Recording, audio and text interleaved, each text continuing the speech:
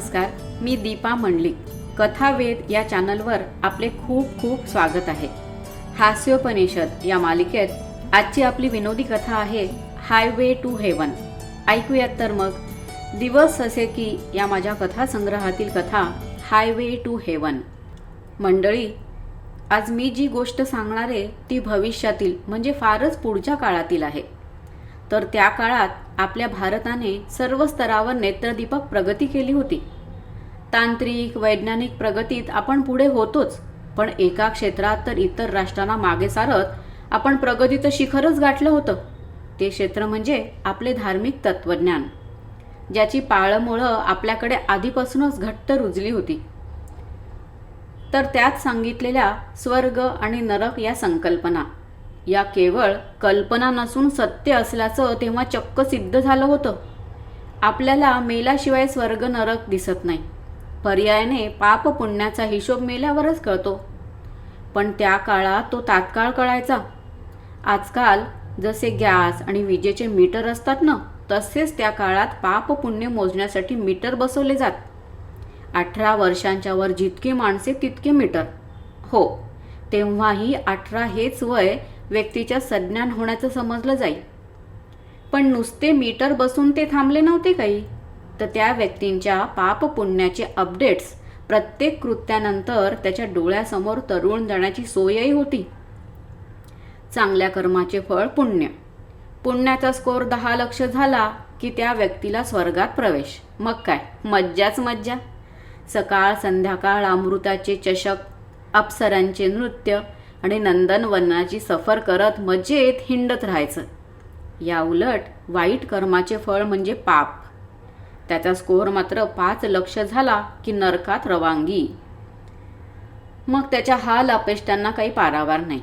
आणि जो मनुष्य हे दोन्ही स्कोर गाठू शकणार नाही, तो पृथ्वी तलावरच राहून सुख दुःख राग लोभ असूया द्वेष या भावनांच्या न संपणाऱ्या चक्रात अडकून पडणार. तर अशी एकंदर पारदर्शक व्यवस्था त्या काळामध्ये होती. मनुष्य हा मुळातच सुखलोलूप प्राणी. त्यात सर्व सुखांचा कडेलोट म्हणजे स्वर्गसुख.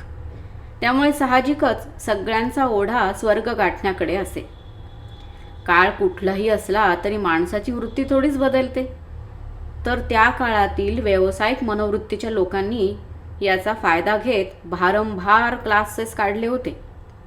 आता हे क्लासेस कशाचे असा तुम्हाला प्रश्न पडला असेल ना, तर ते होते स्वर्ग प्राप्तीच्या मार्गदर्शनाचे आणि त्यासाठी 10 लक्ष गुणसंख्या झटपट मिळवण्यास मदत करून देणारे.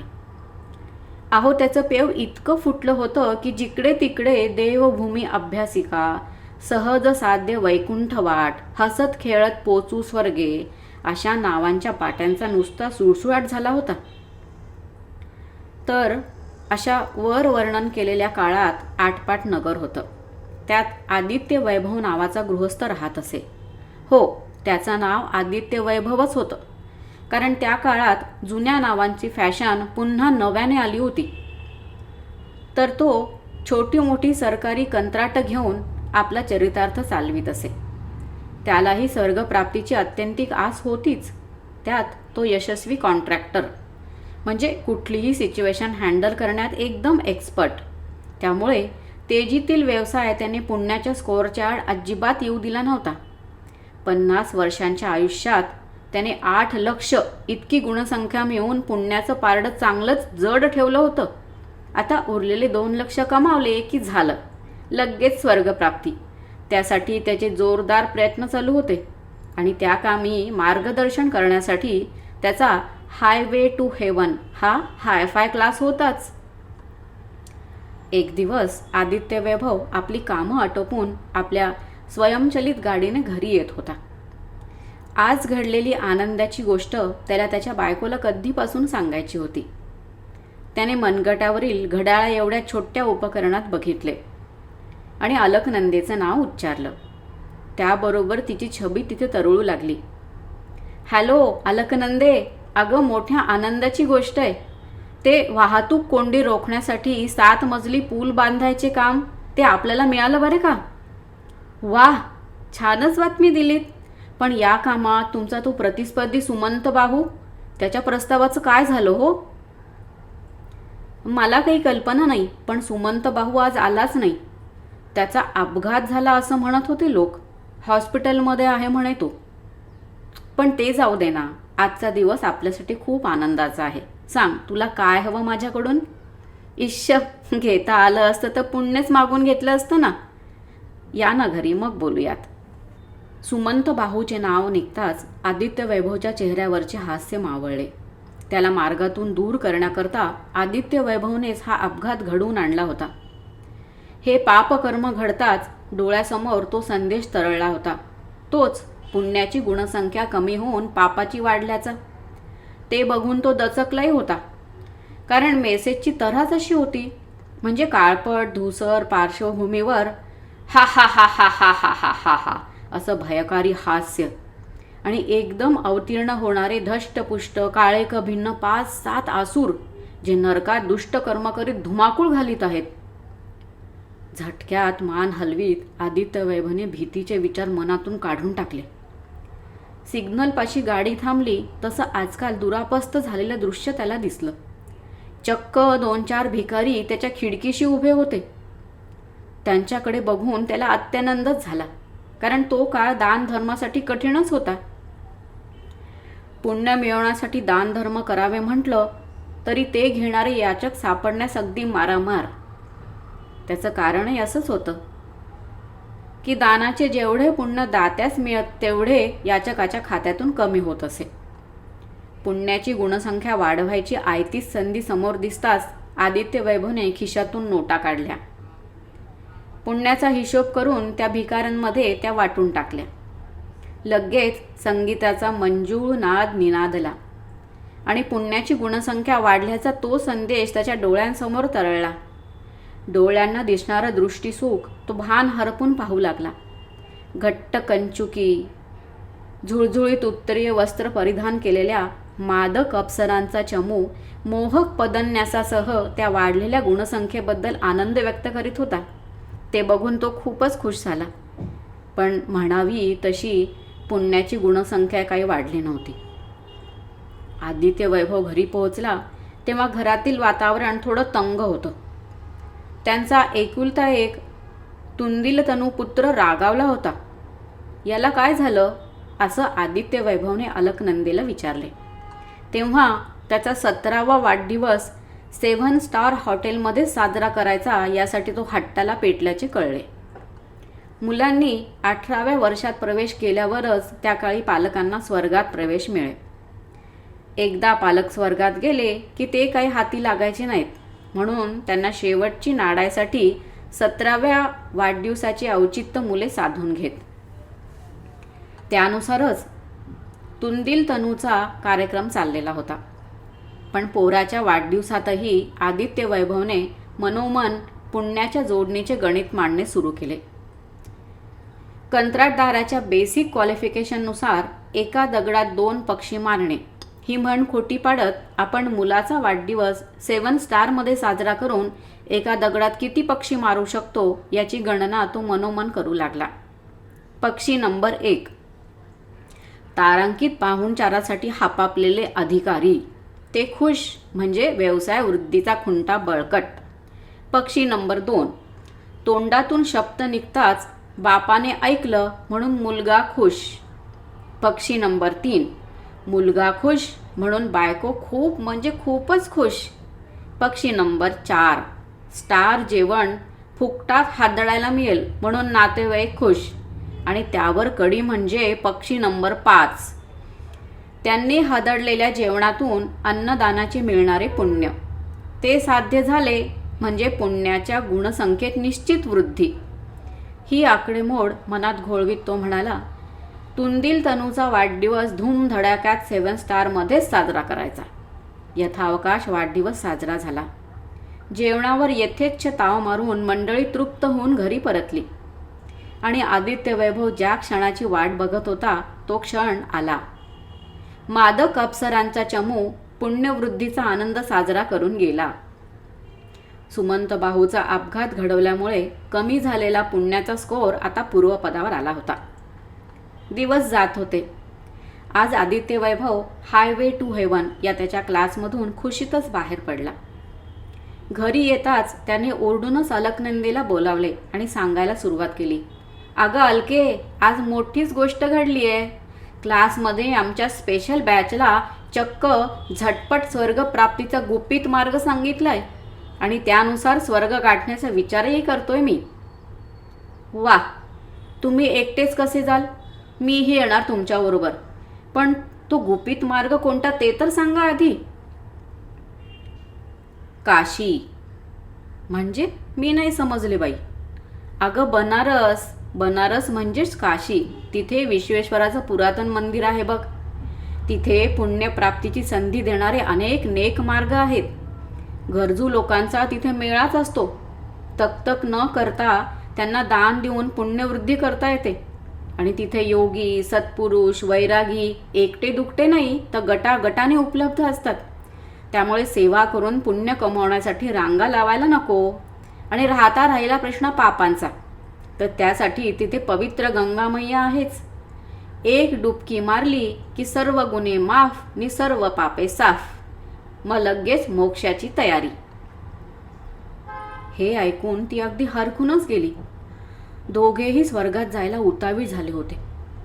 त्यांनी जाण्याची तयारी केली आणि एका शुभदिनी तुंदील तनूची नीट व्यवस्था लावून ते काशीत जाण्यास निघाले. काशीत पाय ठेवताच तिथे त्यांना जनसागर उसळलेला दिसला. दान द्यायला आसुसलेले दाते आणि ते घेण्यास धक्काबुक्की करणारे याचक बघून त्यांच्या डोळ्यांचं पारणं फिटलं. गल्लोगल्ली अन्नदानाच्या पंक्ती उठत होत्या. त्यात बसण्यासाठी झुंबाझुंबी चालली होती. आ हा हा हा, किती हे मनोहर दृश्य.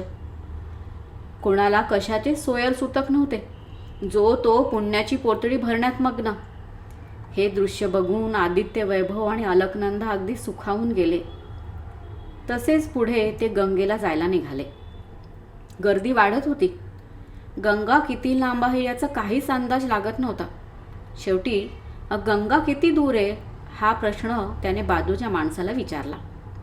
तेव्हा त्याने हात दाखवून, ही काय समोरच तर आहे, असं उत्तर दिलं. त्याने असं उत्तर दिलं खरं, पण समोर पाण्याचा एकही थेंब दिसत नव्हता. गंगा नदीत इतकी माणसे उतरली होती की तिचा थेंबही दिसत नव्हता. गंगेबाहेरच्या गर्दीला शिस्त लावण्यासाठी काही गार्ड उपस्थित होते. ते लोकांच्या मनगटावरील उपकरण बघून काहींना अडवीत होते तर काहींना गंगेमध्ये सोडत होते.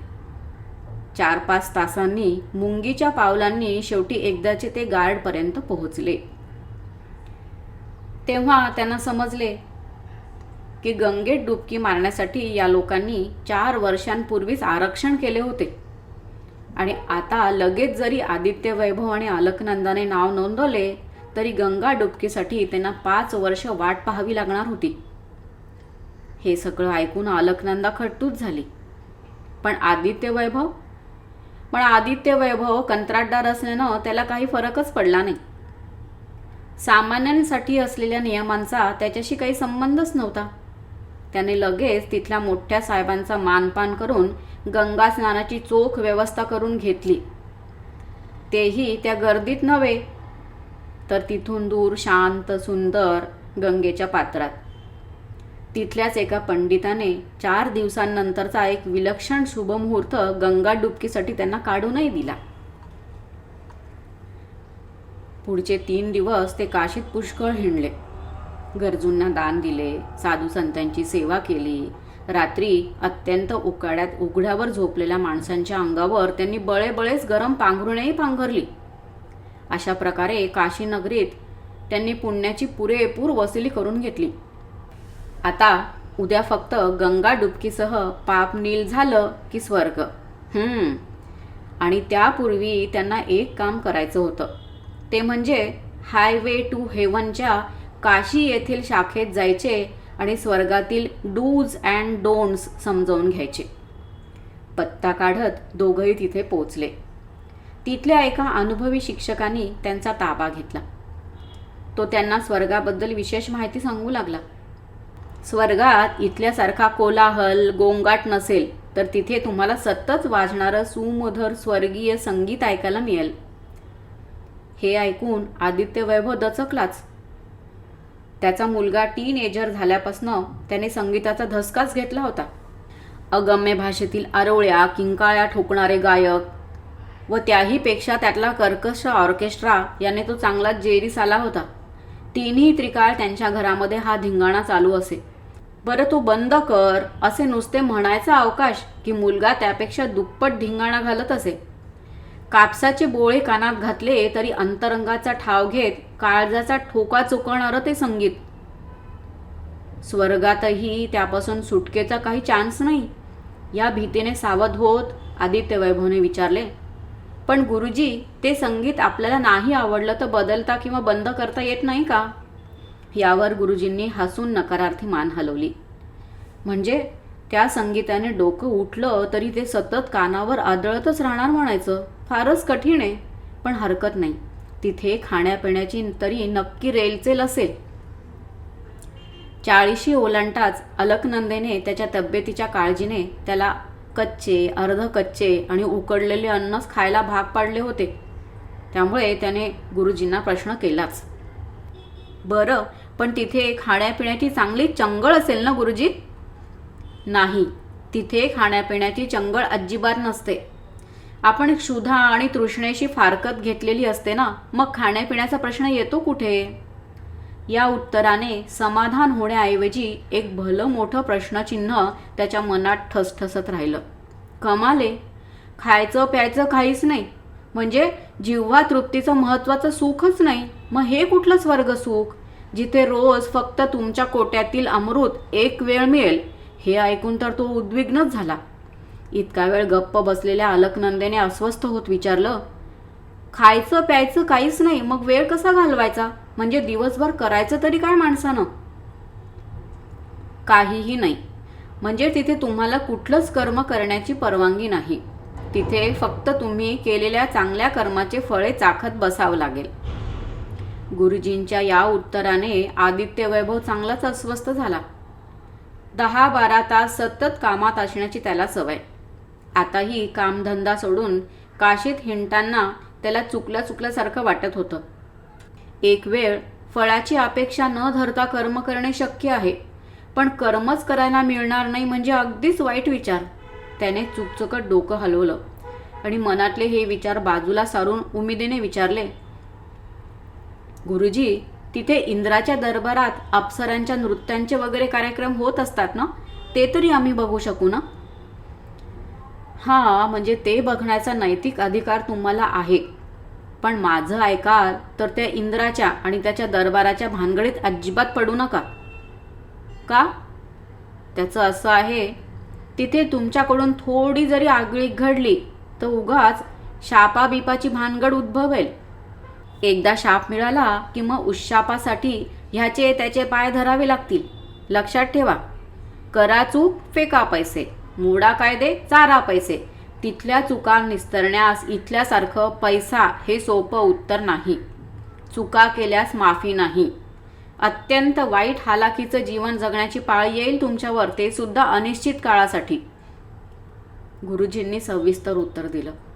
हे ऐकून आदित्य वैभवला चांगलाच झटका बसला. इथे बोटाच्या इशारावर बरंच काही मिळवणारा आदित्य वैभव, तिथे त्याच्या हातात काहीच उरणार नव्हता. हा विचारही त्याच्यासाठी असह्य होता. काय सांगताय गुरुजी, हे सगळं इतकं अवघड आहे? होय तर अवघडच आहे ते. आता आपल्या नहुष राजाचंच उदाहरण घे ना. 100 अश्वमेध करणारा एवढा पुण्यवान राजा, इंद्रपदाचा सगळ्यात लायक उमेदवार. काय झालं त्याचं? सप्तर्षींना केवळ पायाचा धक्का लागण्याचं निमित्त झालं आणि शाप मिळाला. अरे, अजगर होऊन पृथ्वीवरील कोरड्या विहिरीत राहण्याचं नशिबी आलं. मी म्हणतो, स्वर्गात जाण्यापेक्षा पृथ्वीवरच राजा म्हणून तो खरा आनंदात राहिला असता. आता सांगायचं म्हणजे गंगा, उर्वशी या रूपगर्वितांचीही शापातून सुटका झाली नाही. त्यावरून काय समजायचंय ते समजा. हे सगळं ऐकून आदित्य वैभव विचारमग्न झाला. तशी अलकनंदाही विचार करू लागली. त्यांच्या क्लासचं शेवटचं सेशन संपलं. स्वर्गात राहण्याबद्दल त्यांना सगळं मार्गदर्शन मिळालं होतं. आता उद्या सकाळी सुचिरभूत होऊन देवदर्शन, मग नियोजित जागी गंगाडुबकी की डायरेक्ट स्वर्गात प्रवेश, एवढंच बाकी. रात्री थोडा फलाहार आणि दूध घेऊन दोघांनी अंग टाकलं. इहलोकातील ती शेवटची रात्र, पण दोघांनाही झोप काही लागेना. पूर्ण रात्र विचारात जात होती. इहलोकात वाट्याला आलेले दुःख, मग त्यानंतर चोर पावलांनी अवचित आलेलं असं सून उपभोगलेलं सुख, कष्टानंतर लाभलेली गाढ झोप, एकमेकांसाठी केलेल्या त्यागातील समाधान, आणि असंच बरंच काही त्यांना आठवत राहिलं. डोक्यात विचारांचं चक्र फिरत राहिलं. पहाटे लवकर उठून सुचिरभूत होऊन त्यांनी विश्वेश्वराचं दर्शन घेतलं. ती दोघे परत त्यांच्या खोलीमध्ये आली. मूकपणे त्यांनी सामानाची बांधाबांध केली. एकमेकांकडे बघून सूचक हसून त्यांनी सामान उचलले आणि ती दोघे आनंदात आपल्या इहलोकीच्या घराच्या दिशेने जाण्यास निघाली. समाप्त. मंडळी, तुम्हाला माझी ही कथा आवडली तर लाईक, कमेंट आणि शेअर करा. आणि हो, भरपूर हसण्यासाठी हास्योपनिषद ऐका आणि कथावेद या माझ्या चॅनलला नक्की सबस्क्राईब करा. धन्यवाद.